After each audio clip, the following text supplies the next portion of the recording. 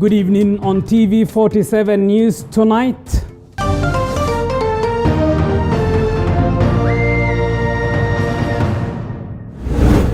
Tonight, police are burning the midnight oil to unravel the mysterious murder of 4 family members and a casual laborer in Kiambu. Also tonight, a pastor in Baringo County volunteers to teach pupils in a school that has no teachers at all. Plus, Interior CS Fred Matiang'i orders for a manhunt of 84 students who are yet to report back to school in Tharaka Nithi County. And Senator Kangata's can of worms continues to elicit debate, with members of Jubilee's Tanga Tanga wing now saying that the letter to President Uhuru Kenyatta is the truth that many BBI proponents do not want to hear.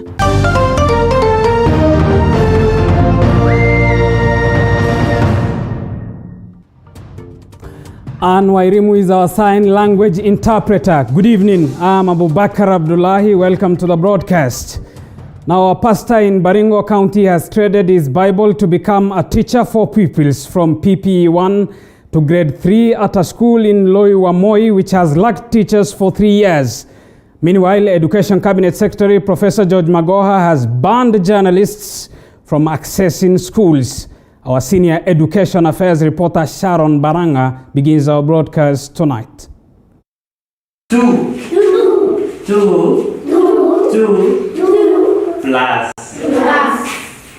plus 2 equals to 4. Lessons are on at Tirioko in Baringo County. The pupils do not have books, desks, pencils and chalks. The mathematics class is done by counting body parts. 4 plus 4 equals to 8. The captain of this class is not a professional teacher, but a pastor who has stepped in to help the desperate children. 1. The pupils from PP1 to grade 3 have never had a teacher for 3 years. Since huku ni mbali, ni kama serikali wamekaa mbali zaidi. Hapa inahitaji usaidizi kubwa, haswa kwa kutusaidia mwalimu. Shule tangu ianzwe hatujakuwa na mwalimu yoyote. Nimekuwa nikisaidia tu tangu tuanzishe mpaka wa leo. Pastor Isaac anatusaidia hapa sana. Na tunahitaji serikali waitolee kabisa watusaidie. Asa ubande pa teati. 1 plus 1 equals to 6. What brings these children here is the thirst for education. In class, some have been accompanied by their younger siblings. They have been tasked to take care of them as they continue with their lessons. Wasasi wamejitolea hata kuandika mwalimu, wamejitolea walipe hata mwalimu PTA wa kufundisha, but tunapata kwamba hata mwalimu mwenyewe hapatikani, hayuko. So ombi kuu ni ya kwamba serikali pia akuwe na masikio kubwa na asikie upande huu, asikwamie mahali moja. 5. Tiati is among areas in the country that lacks enough teachers. This has forced a number of learners to drop out of school to get married or look after their livestock. 1. At Sugut Primary School, only 7 girls out of 140 learners turned up to school. Class 6 had only 1 pupil. It is reported that male pupils are away for circumcision. The school also does not have teachers. The only teacher here is the head teacher. Badala ya kudeploy walimu zile kubwa zile siko karibu na town, watuletee saidi wakuje pande hii ya remote area. A section of the public believes that the ban of journalists in learning institutions is meant to hide the challenges that learning institutions are facing. But Education Cabinet Secretary claims the intention of the ban is to allow candidates prepare for the national examinations. Only 4 years ago, our examination issues were in shambles. And now that our children are going to be doing exams in less than 8 weeks, who has singled out the media. We have said nobody goes to school, including parents, including archbishops. So why do you think you are special that you should go to schools? When we are going there, we kindly ask you to follow us. In the first week of schools reopening, a number of learning institutions, especially from remote areas in the country, are dealing with challenges of inadequate human resources and infrastructure. Sharon Baranga, TV 47. Interior Cabinet Secretary Dr. Fred Matiang'i has warned parents against failing to take their children back to school for fears of COVID-19 infections. Speaking in Tharaka Nithi County, Matiang'i said the schools are prepared for learners to continue with their studies. Andrin Kilemi now reports. As learners continue to resume learning across the country, parents have been cautioned against failing to ensure their children are back in schools for in-person learning. Interior CS Fred Matiang'i has assured parents that the government is fully prepared for continued learning. I'm thoroughly impressed by the way the schools have organized themselves, the measures they have taken. In each of these schools I've gone to, there are over 50 hand-washing points. They are ready to deal with this. The government further urging parents of children who were impregnated during the 9 months COVID-19 break to allow their children to resume schools despite their status. 311 girls in Tharaka Nithi are expecting. But we have agreed again, because of the teamwork we have with the county government and the Ministry of Education officials and Ngao. We know where each one of those 311 girls are. They go back to school, they will be supported, and we ensure that we fulfill the plan of government as has been clearly articulated by our president. Matiang'i further ordered for a manhunt of 84 students of Kajundothi High School in Tharaka Nithi County who are yet to report to school. I was in a school in the morning where 84 students had not reported. We agreed with the county commissioner and the regional commissioner and the education coordinator in the region and the county director of education and our TSC colleague that we are mounting a manhunt for those 84 students. At least 5,000 school-going girls in Rift Valley region were impregnated during the 9-month school closure. Regional Commissioner George Natembea noted that the girls were at liberty to report and commence their studies, noting that area chiefs will be held accountable to reveal the fathers of the children. Nataka walimu wote, walimu wakuu wa secondary primary, watupatie sisi kama administrators namba ya wanafunzi wote ambao walikuwa shule wakati kabla ya COVID na hawajarudi kwa shule. Iwe walikuwa wamepachikwa mimba ama hawajapachikwa mimba, wanafunzi wote. Efforts to ascertain the state of school resumption in schools around Nairobi County did not bear fruits in public schools, as we were turned away following an order by the Ministry of Education that bars journalists from filming in schools. Private school heads, however, expressed their satisfaction in the number of learners resuming learning. I have issued about 5 transfer letters to different learners because of the effect. Maybe the parents changed the working position, they transferred it to another area. And our school being a day school, they may not be able to be transported on a daily basis. So that is one of the reasons. Then again, there are those parents who are saying they lost their jobs. Schools continue to put COVID-19 measures in place even as more learners resume learning after close to 10 months of closure. Andrin Kilemi, TV 47, Kasarani, Nairobi. Elsewhere, detectives in Kiambu County are cracking their heads trying to unravel the mysterious murder of 4 family members who were found dead in their home. The incident has sent shockwave across the country. The family's casual laborer was killed a day before the bodies of the 5 were discovered.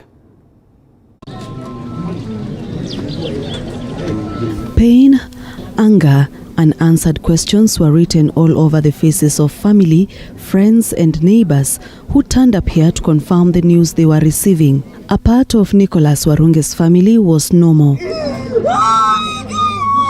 Warunge, his wife Anne Wanjiku, son Njenga Njoroge, and their nephew were found murdered at their home in Kiambu County. Mzee tumeikuta hapo karibu kwa mlango ya kuingia, na huko mbele kwake kuna geti na haikuwa imevunjwa. Lakini tukiangalia kwa madirisha tumeona mwili ya bibi yake na mtoto moja kwa floor.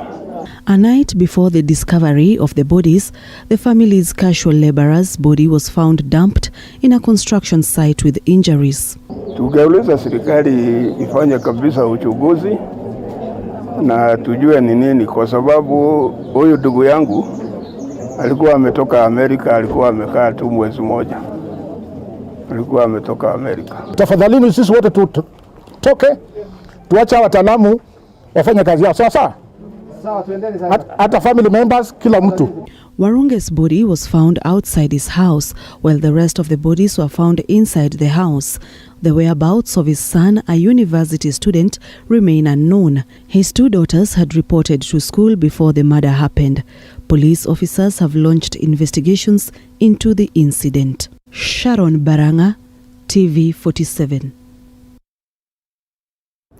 The county government of Mombasa has dismissed a total of 86 doctors, including KMPDU Secretary General Chibanzi Mwachonda, following a nationwide strike by the doctors on the 2nd of December.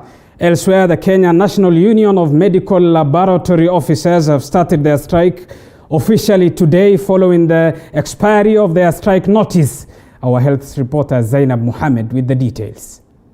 In a rather shocking turn of events, the county government of Mombasa has dismissed a total of 86 doctors, including KMPDU Secretary General Chibanzi Mwachonda. Responding to the dismissal, KMPDU in a statement has strongly condemned the dismissals that they are terming as illegal. The union is now calling on the immediate reinstatement of the doctors. Comrades, power! Power! Comrades, also, the Kenya National Union of Medical Laboratory Officers have started their strike officially today, following the expiration of their strike notice. According to the union, the government has failed to prioritize their welfare, thereby endangering the lives of their members. That in the Republic of Kenya, we are having almost 25,000 Kenya Medical Laboratory Officers that have been trained.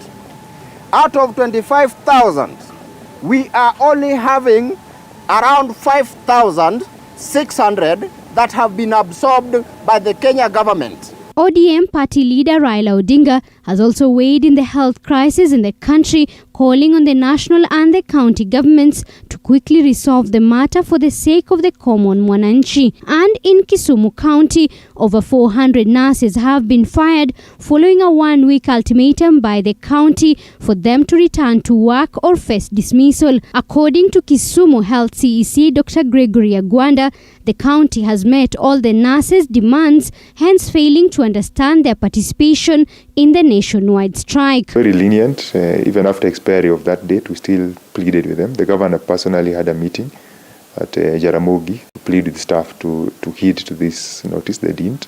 They went through the new year, and so a decision had to be taken to lock them out so that we can have replacement staff to give service to wananchi. The National Nurses strike was expected to come to an end on Wednesday, but source close to the union says county chiefs developed cold feet moments before signing the return to work formula. Zainab Mohammed, TV 47. Let's get to some politics now. And Deputy President William Ruto has vowed to only work with the president on matters government development and not popularizing the Building Bridges Initiative report. Ruto, however, has accused the BBI steering committee for failing to provide Kenyans with the copies of the BBI report. Josh Onsare reports.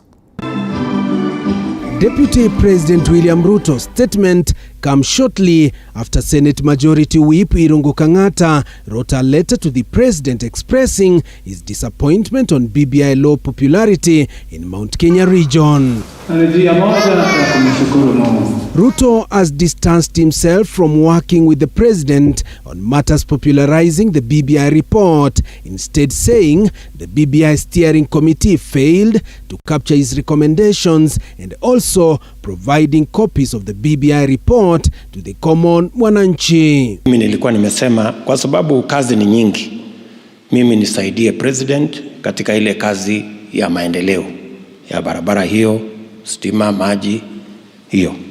Wengine pia washughulike na hii ya BBI. Hata hakuna mtu ameona hiyo kitabu, Your Excellency. Hakuna. Nimedanganya ama nimesema ukweli? Hakuna mtu ameona hiyo kitabu. Hata akiulizwa ni ile tu anasikia kwa viongozi.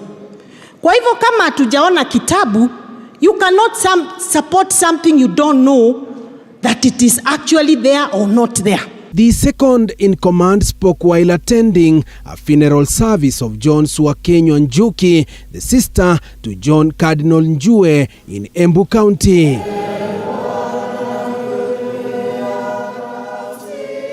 Gatundu South MP Moses Kuria, who was also in attendance, termed Senator Irungu Kang'ata's letter to Uhuru Kenyatta as a shame to the president. Na ile kitabu ambayo tunajua haibadilishwi koma wala full stop ni Biblia peke yake. Hii ingine ni ya binadamu. Hii ingine yote kwa nini kuwe ngumu kubadilisha? Sasa hiyo yote kiburi, yote kujigamba, kujipiga kifua, ona sasa wamemwaibisha rais, wamempeleka katika kona mbaya. Kulikuwa senator aliandika barua na ilikuwa na ukweli. Hapa Embu tunajua ukweli. But even as the Tanga wing of the Jubilee Party hails Senator Kang'ata, scores of leaders drawn from central Kenya have come out to criticize Kang'ata for not following the official government structures and procedures in his address to the president. Thank you, Josh Onsare, for that report. You are watching TV 47 News Tonight with me, Abu Bakar Abdullahi. Time for us to take a short break. We'll be back with more. Stay tuned.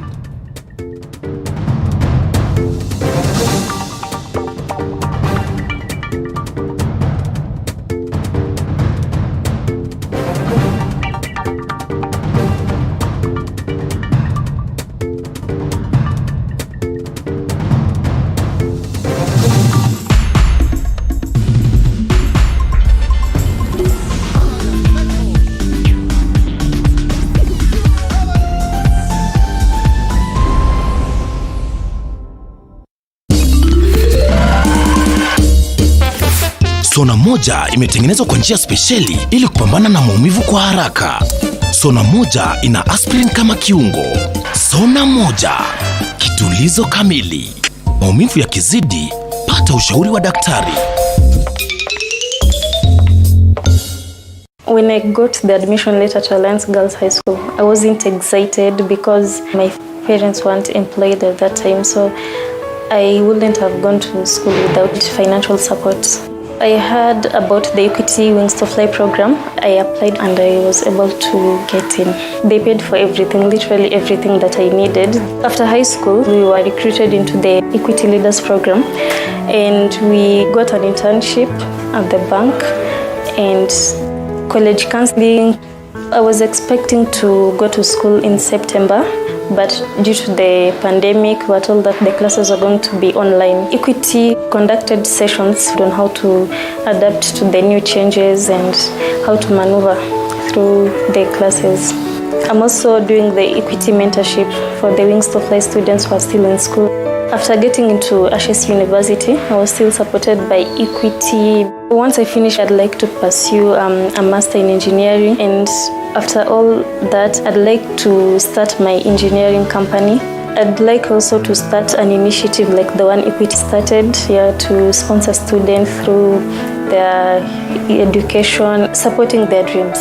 Equity, bega kwa bega. Looking for the smoothest writing pen with an excellent grip and long-lasting ink? Kaluma Pen is all that and more. Write your own success with Kaluma Pen.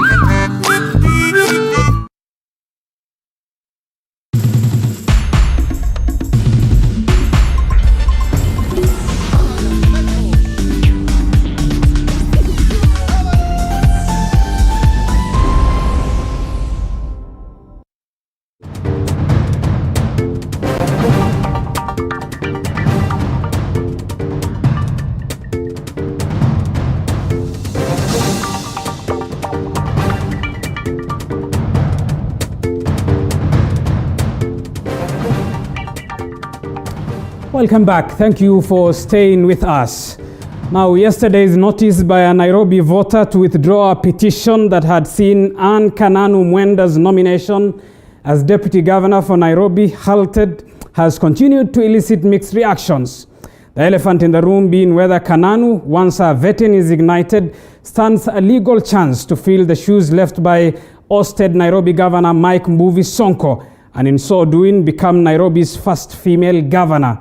While a section of constitutional experts believe that the imminent legal hurdles that Kananu is set to face do not pose any threat to her ascension to power, another section holds that her ascension could be marred by legal questions. David Modoka reports. When Anne Kananu Mwenda was cleared by the Independent Electoral and Boundaries Commission IEBC for vetting into the office of Nairobi Deputy Governor, the fate of 40-year-old Kananu seemed to lie solely in the hands of the Nairobi County Assembly. But one Peter Odhiambo Agoro, a Nairobi voter, had other plans in mind when he moved to the High Court to oppose Kananu's nomination by then Governor Mike Mbuvi Sonko, who was at the time facing a criminal suit and had been barred from accessing office. The same voter would on Tuesday make a U-turn, filing a notice to withdraw the petition. The move comes as a reprieve for Kananu, who now faces an uphill task of convincing a county assembly already rattled by her predecessor and a nominator that she is up to task. Nobody has violated Chapter 6 in this country more often like Governor Sonko, Mr. Speaker. Kananu is also expected to wade through the murky legal waters that await her, including her legitimacy to hold office. But lawyer Ndegwa Njiru insists that the Constitution does not in any way shut Kananu out despite the complexities surrounding her nomination, adding that she should not answer for the sins of impeached Sonko. Even if she is nominated as vetted, the person, she's not going to be holding any person's brief. The brief will not be there because the Sonko is no longer in existence. And despite the upcoming Nairobi City County mini polls having been suspended on Monday until a verdict is issued after Sonko challenged his impeachment, lawyer Njiru says the suspension does also not in any way interfere with Kananu's vetting and a subsequent swearing in if she is to worm her way into the hearts of Nairobi members of County Assembly once the vetting is underway. Maybe if I can be the devil's advocate, that does not affect any other process, and I do not see any mischief because you know the law, the Kenyan Constitution has given a lot of power to the High Court. Describing Kananu as the legal rightful heir to the City Hall throne, lawyer Njiru has added that her nomination in the first place was done by the book and ought not to have been challenged. Her nomination is legit. It has not been disputed. And there are no mechanisms of disputing that because there is no actual legislation. We are operating on the basis of a Supreme Court's advisory opinion. This as the petitioner, who had until on Tuesday remained hell-bent on standing in the way of Kananu and her vetting into office, revealed that his change of tune was informed by fears of a looming void in the city leadership. Laws are made for human beings, and whenever circumstances dictate, we do these things for the smooth operation of Nairobi County. We are tired of this endless politics. We are not ready for any by-election here in Nairobi. Odhiambo has also refuted claims of being intimidated into making the U-turn, saying that the decision was an independent one. With the race for Nairobi getting murkier and more complex by the day, only time will tell who ultimately sits on the throne when the dust finally settles. David Muthoka, TV47, Nairobi. Still in Nairobi, and acting Nairobi Governor Benson Mutura has carried out his first cabinet reshuffle since assuming power as the city county boss. Mutura announced 5 changes, including Janet Ouko, who now makes a comeback as the CEC for education after a bitter fallout with the then Nairobi Governor Mike Sonko. Nyamira Governor Amos Nyaribo has also nominated former West Mugiringo Member of Parliament James Gasami as his deputy. Nanok Lauren reports. Good morning and Happy New Year. The new changes in Nairobi County's cabinet has seen the reappointment of Janet Ouko, who now makes a return in the education docket as the county executive officer after her resignation in January last year following constant disagreements with former Governor Mike Sonko. Ouko is now set to replace Lucia Mulwa, who has been reassigned to the Agriculture Department. I have today made the following appointment and realignment for effective service delivery. Ms. Janet Ouko, who is here with us, resumed the office of the County Executive Committee member for Education, Youth Affairs, Gender, Sports and Culture. Ms. Lucia Mulwa is reassigned to Agriculture, Fisheries and Livestock Development sector. This, however, means that Ouko will need vetting before she is approved to serve in the cabinet under the same capacity as the Education CEC. In the spirit of cabinet rearrangement, newly sworn-in Nyamira Governor Amos Nyaribo has nominated former West Mugirango Member of Parliament James Gesami as his deputy governor. This comes after Nyaribo picked his 10-member proposed cabinet consisting of 4 women and 6 men, 3 of whom were retained from the former county executive government. Nyaribo says the 10 members from respective wards in the county were identified on the basis of professional competence and job performance and are soon subject to vetting by the county assembly. Tulizingatia utendaji wa kazi na ile tunaita experience. The naming of Nyamira County's cabinet comes days after Nyaribo sacked all county executive committee members after taking over from the late Governor John Nyagarama. We do justice to all in accordance with the Constitution. Nanok Lauren, TV 47. Without fear, favor, affection, or ill will. Elsewhere, the Orange Democratic Movement has unveiled its candidate for the forthcoming Matungu by-election. While unveiling the candidate at Chungwa House, ODM has said that it has the right to field any candidate in any parts of the country. The late Matungu Member of Parliament was a member of the ANC party, and ODM is determined to bag the seat. Mwangi Maina reports. David Aokowere, our candidate, the ODM candidate for Matungu constituency. The stage for a political contest in Matungu constituency, Kakamega County, has been set, with the ODM party unveiling its candidate Wednesday. Former Matungu Member of Parliament David Were will battle it out among other candidates in the race, among them a pool of about 10 independent candidates. The projects za CDF ambazo zilianzishwa wakati wangu na bado hazijakamilishwa. Kuna zile ambazo pia zilianzishwa na mwenda zake Mheshimiwa Murunga ambazo pia hazijakamilishwa. Na mimi naamini kuwa shauri experience yangu nikiingia pale itakuwa ni haraka kujua ni wapi pa kuanzia. Were has promised a mature and respectful contest devoid of insults and divisions. The candidate, hopeful for a resounding victory, has promised Matungu residents of service delivery in the event they consider him as a representative. Tunakuja kufanya campaign ile haina fujo. Na tunataka campaign ile ambayo haina matusi.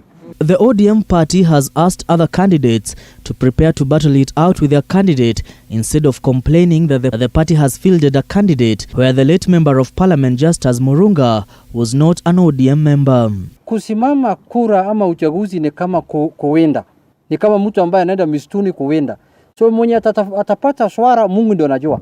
Lakini huwezi kulaumu mtu kwa nini amekuja na silaha yake kuja kuwinda. Hii sasa tunajipanga. Na tunataka tujipange vizuri tuunde serikali ya 2022. We have confidence in Honorable Were. He is a veteran and people have had confidence in him more than once. And we have confidence that we are going to capture not only this seat but the other seats. ODM, optimistic of a resounding victory, has promised to put its best foot forward after humiliating defeat in the Msambweni by-elections. He is an experienced leader. He has been a leader, and we do believe that the remaining time which is 1.5 years. We want a leader who has the experience. We will not waste time going back to the ground. We will be there as a party to support our candidates, and we want a very fair, transparent, credible election, and that's what ODM stands for. The ODM party has also handed certificates of nominations to candidates vying in London and Kiamokama wards in Nakuru and Kisii, respectively. Mwangi Maina, TV47, Nairobi. Our candidate for London ward. Thank you, Mwangi Maina, for that report. Keep talking to us. Send us a message on 22047. Leave us a comment on our social media platforms. Let me sample some of your views.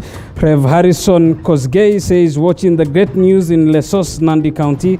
Yegon Kipkwet says, we are following. Maina Mwini says, present from Zimmerman. Keep talking to us. We are taking another short break. We'll be back with more after this break. Stay tuned.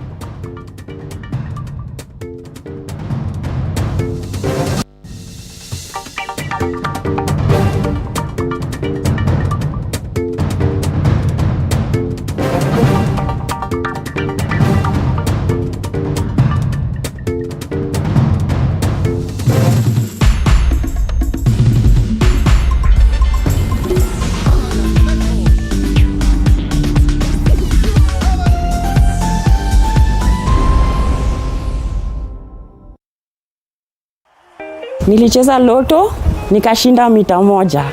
Naitwa Roger Odhiambo Damba ama Roger Damba Odhiambo. Natoka maeneo ya The Block is here to do away with your January blues and give the best, especially now that we are back to school business. We are going to learn new vocabularies. Sisi sote tuseme kifiefie. Solve math problems and have fun with some tongue twisters. To the next tongue twister, Betty loves the velvet vest belt. Hey, you mentioned. And we cannot forget work without play makes Jack and Jackie dull. So we have tons of outdoor activities that you cannot get enough of. Join us kids every Saturday at 9 a.m. and let's have fun. Kids on the Block is here to do away with your January blues and give the best, especially now that we are back to school business. We are going to learn new vocabularies. Sisi sote tuseme kifiefie. Solve math problems and have fun with some tongue twisters. To the next tongue twister, Betty loves the velvet vest belt. Hey, you mentioned. And we cannot forget work without play makes Jack and Jackie dull. So we have tons of outdoor activities that you cannot get enough of. Join us kids every Saturday at 9 a.m. and let's have fun. Kids on the Block is here to do away with your January blues and give the best, especially now that we are back to school business. We are going to learn new vocabularies. Sisi sote tuseme kifiefie. Solve math problems and have fun with some tongue twisters. To the next tongue twister, Betty loves the velvet vest belt. Hey, you mentioned. And we cannot forget work without play makes Jack and Jackie dull. So we have tons of outdoor activities that you cannot get enough of. Join us kids every Saturday at 9 a.m. and let's have fun.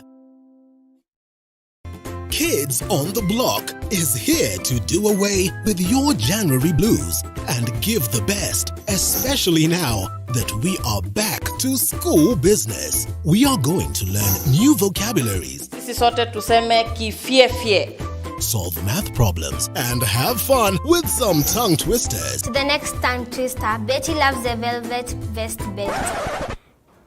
Hey, you mentioned.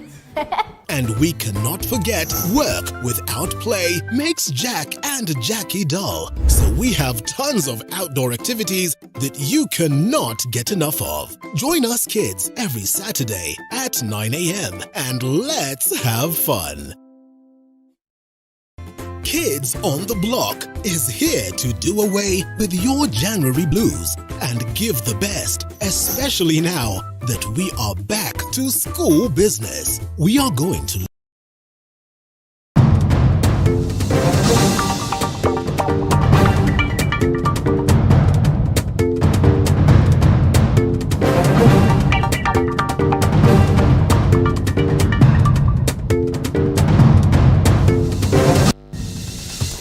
Welcome back. Let's get to more news now. And a large swarm of desert locusts has invaded Wajir town for the second time in 3 days.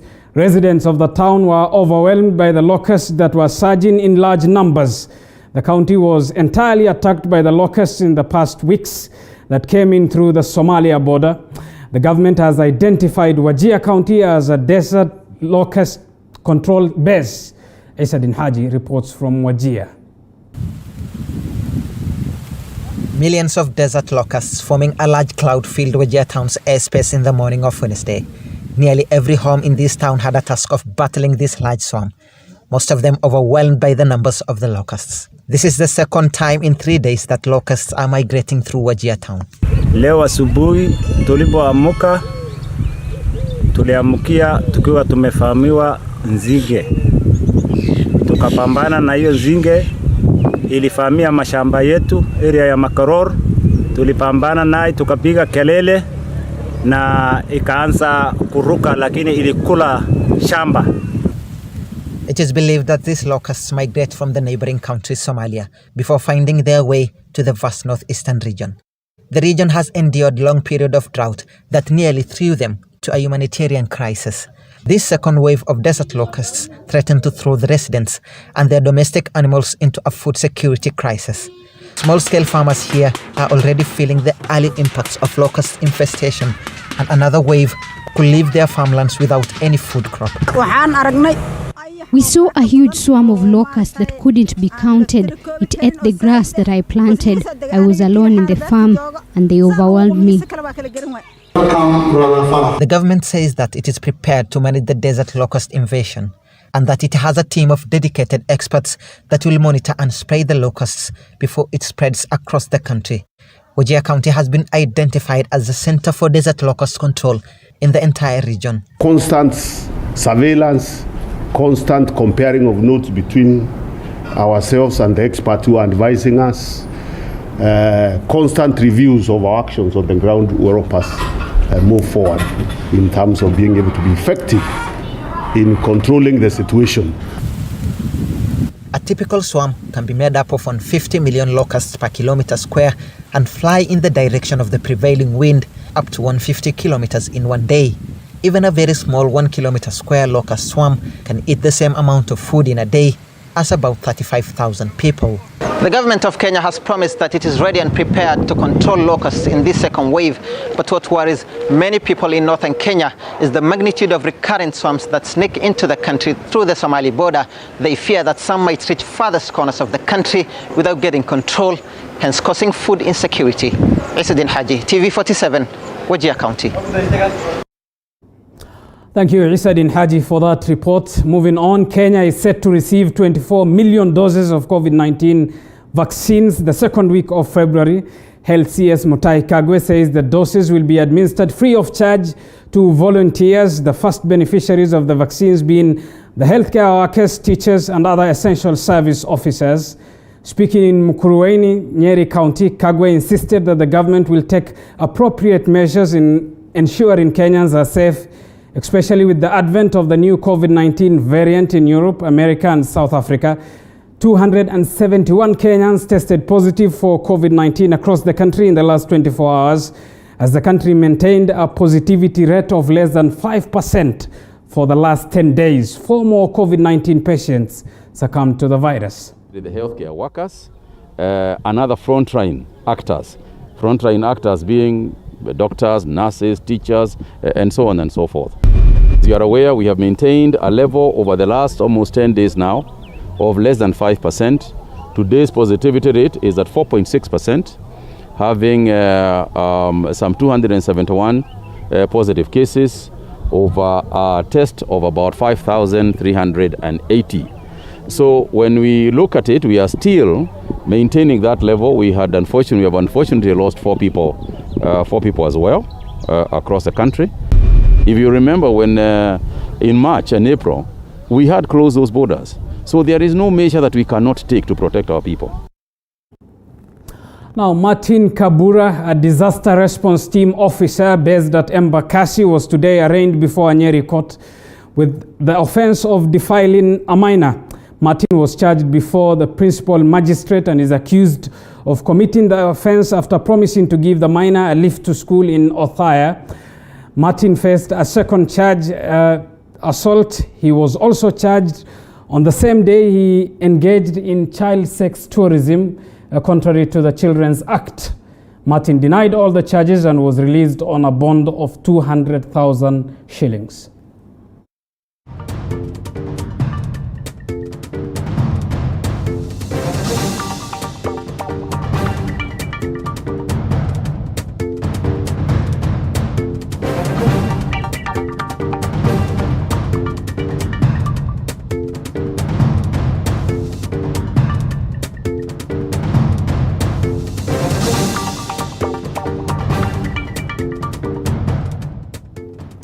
Now to Rwanda, where a 30-year-old plant business entrepreneur is making potted plant popular in Rwanda by designing office and home potted plant decors.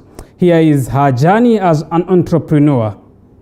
As a child, Adelphine Abewe recalls her dislike for unattended and dried up plants as well as wrongly placed potted plants. She remembers finding joy in giving some of her mother's plants to neighbors, friends, and even strangers who would show interest in them. Abewe's passion for green plants started while at a tender age, and she knew for a fact that one day her deep connection with plants would become a career. Just because I was in charge of the plants at home, my mom just gave me that responsibility. Then I was the one to take care of them, to know which ones to take to church, to know which ones are going to be watered or to be refreshed, to know which one is going to be potted in this pot, which one is going inside, which one is outside. So even I can say apart from taking care of the indoor plants and loving the indoor plants, I saw that it benefits. That's how I said people need plants. I love plants. Why not? Shouldn't I start doing this? Adelphine's business designs office and home plants, herbs, vegetables, flower accessories, and fruit seedlings as well. She says that at the onset of her business, people didn't appreciate her efforts and the business itself, but got a lot of attention from tourists. For me, I mostly get people who has mostly tourists. They really understand what's the benefit of plants. And I also focus on people that are like they need to decorate their hotels, restaurants, for mostly restaurants and bars, and also offices. She further cited transportation as a major challenge she's facing now, as sometimes plants get broken in the process of transit. Abewe's plants range from 5,000 Rwandan francs to 20,000 Rwandan francs, depending on the type of the plant, the size, and the design of the plant. Transport is the most challenge that we meet. Like, for example, transporting this plant, the aquarium, to take it to town, I'm not going to use a motor. I have to call the bigger, like the bigger cars, and it's going to cost me, let's say, 7,000 or 8,000. Then when I add it on the plant, price is going to be a little bit higher. So explaining this to the guests, or maybe sometimes you get there and it's broken, then you have to come back and change, and the person is like, oh, I'm going, it's not your car, I am going, you search for another person. Then this is the biggest challenge that I'm facing, but I keep the faith, and I know that I will get to my own car and maybe hire my own employee to take care of that. Thank you, our Kigali-based correspondent Diana Iriza, for that report. Let's get to the world of sports now and bring in sportsman Dennis Otieno, who is on standby. Dennis, the footballing supremacy of Manchester is coming to life tonight. United is facing City, is it?